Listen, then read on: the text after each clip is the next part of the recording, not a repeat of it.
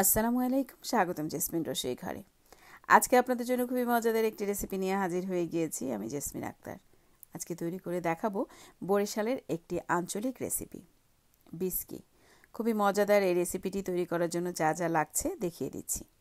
আমি এখানে 1 কাপ সেদ্ধ চাল নিয়েছি। চালটাকে প্রথমে একটু ধুয়ে নিব। ধুয়ে কিছু সময়ের জন্য আমি ভিজিয়ে রাখবো। চালটা ধুয়ে ভিজিয়ে রাখার পরে এখন আমি পানিটা ঝরিয়ে নিয়েছি। এখন আমি এটাকে ভেজে নিব। কোনো লবণ ব্যবহার করব না। একটা ফ্রাই প্যানে প্রথমে অল্প অল্প করে আমি চাল দিয়ে ভেজে নিব, যেটাকে বলি আমরা চাল ভাজা। অন্য একটা পাত্রে আমি একটু পানি গরম দিয়েছি।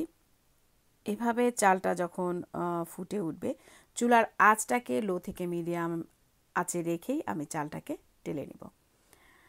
সবগুলো চাল এভাবে টেলে নিব। আর আমি যে পানিটা রেডি করে রেখেছি একটু গরম করে, সেই পানির ভেতরে আমি গরম চাল ভাজাটা ঢেলে দিব। অনেক সময় অনেকক্ষণ ভিজিয়ে রাখার ফলে চালটা ফেটে যায়, কিন্তু আমি গরম পানির ভেতরে খুব বেশি সময় রাখবো না। যদি আমরা ঠান্ডা পানিতে ভিজাই তাহলে 1 ঘন্টা ভিজিয়ে রাখতে হবে। আর ঝটপট যদি আমি রান্না করে নিতে চাই তাহলে অল্প সময় ভিজিয়ে নিলেই হবে। সবগুলো চাল এভাবে ভেজে নিয়ে এই যে আমি ভিজিয়ে রেখেছি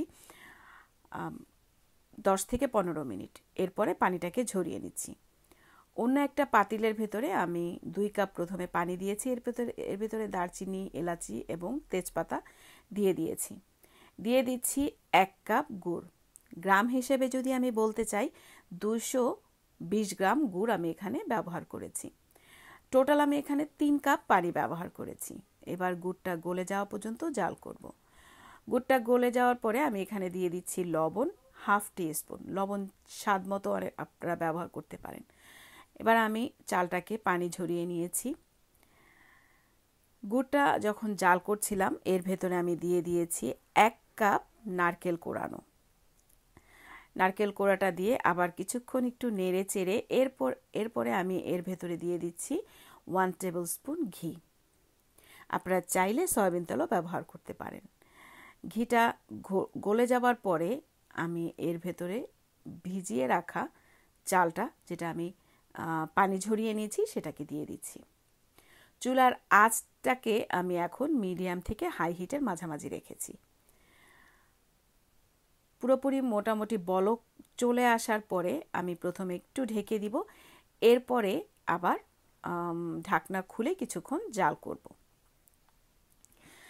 যারা কন্টিনিউ আমার ভিডিওগুলো দেখেন কিন্তু এখন পর্যন্ত আমার চ্যানেলটিকে সাবস্ক্রাইব করেননি, আশা করি আমার চ্যানেলটিকে সাবস্ক্রাইব করবেন। এবং যারা ফেসবুক পেজ থেকে দেখবেন তারা ফেসবুক পেজটিকেও ফলো করে রাখবেন। আমি এখানে আখের গুড় ব্যবহার করেছি। আপনারা চাইলে চিনিও ব্যবহার করতে পারেন। অনেকে খেজুরের গুড়টাও ব্যবহার করে, তবে আখের গুড় দিয়ে বিস্কিটা বানালে খুবই মজা হয় এবং বরিশালে সাধারণত আখের গুড়টা দিয়েই বিস্কিটা তৈরি করে। এবার আবারও আমি একটু ঢেকে দমে বসিয়ে রাখবো। চুলাটাকে মোটামুটি কম আঁচেই রেখে দিব। এবার ঢাকনাটা সরিয়ে নিয়ে আমি নেড়ে নিচ্ছি এবং চুলাটাকে একদমই কমিয়ে কিছুক্ষণ রান্না করব, যতক্ষণ পর্যন্ত না পানিটা শুকিয়ে যায়। পানিটা শুকিয়ে গিয়ে একদম ঝরঝরা হয়ে যাবে এই বিস্কিটা তৈরি করে নেয়ার পর আমরা বাইরে রেখেই খেতে পারবো 2 দিন। ফ্রিজে রাখতে হবে না, এরপরে ফ্রিজে রেখে দেওয়া যাবে। ফ্রিজে রেখে যখন আমরা বিস্কিটটি খেতে যাব তখন দেখা যায় অনেক সময় চালটা আবারও একটু শক্ত হয়ে যায়। যদি আবার একটু আমরা গরম করে নিই, আবার আগের মতনই চালটা সফট হয়ে যাবে। এভাবে পানিটা শুকিয়ে গেলেই আমরা নামিয়ে নিব।